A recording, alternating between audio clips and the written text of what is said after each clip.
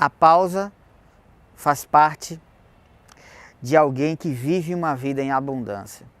A gente vive num mundo onde está muito difícil parar, onde está muito difícil respirar, onde está muito difícil pensar, não é, o próximo passo. Um mundo caótico, um mundo em alta velocidade. E seja uma alta velocidade tecnológica, seja uma alta velocidade emocional, seja uma alta velocidade nas mudanças que estamos vivendo o tempo inteiro. Então o que a gente percebe? A dificuldade que nós temos de parar, de dar a pausa. A pausa ela é importante desde quando Deus criou o mundo. Então, por exemplo, os ciclos são feitos de pausa. É engraçado que as marés elas sobem e descem. E entre o intervalo da maré subir e descer, ela tem uma pausa. Então você vê que existe um pequeno momento onde a maré alta ela para e curte o momento em que ela está alta.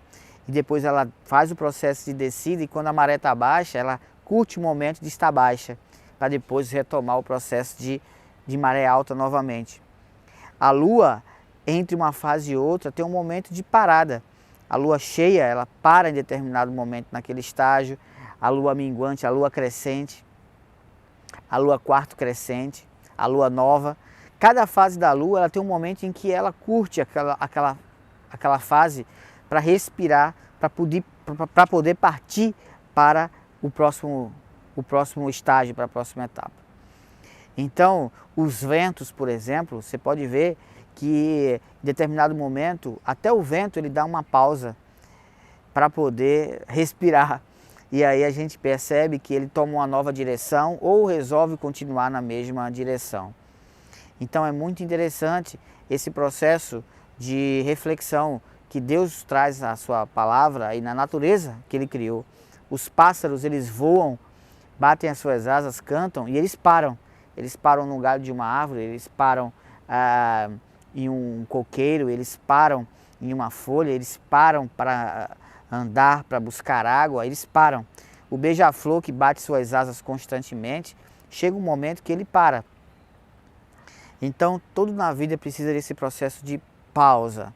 E a vida em abundância, ela exige pausas, ela exige momentos de parada, de reflexão.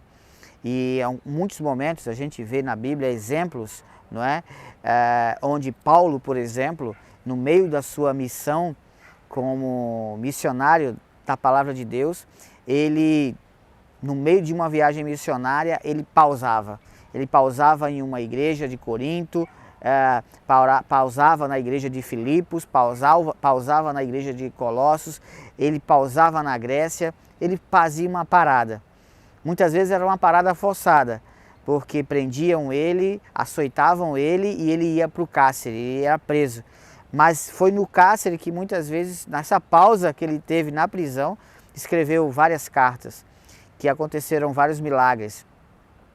Inclusive, uma situação muito interessante da pausa foi que o momento em que Paulo e outros membros da prisão e o carcereiro viu cantarem, louvando ao Senhor, e as correntes da prisão se abriram, se quebraram, e a partir daquela pausa aconteceu esse milagre. É uma pausa. A mulher que tinha um fluxo de sangue, que tinha uma doença, que era uma hemorragia que não parava, ela tinha uma vida muito agitada fatalmente, estressada, angustiada pela doença que ela tinha. Mas quando ela viu que Jesus ia passar, e estava passando, ela disse: se eu parar e tocar a orla das suas vestes, eu ficarei curada. É a pausa, é a parada. Então a pausa, ela traz reflexão de milagre, ela traz transformação, ela traz grandes ideias. Então pense nisso.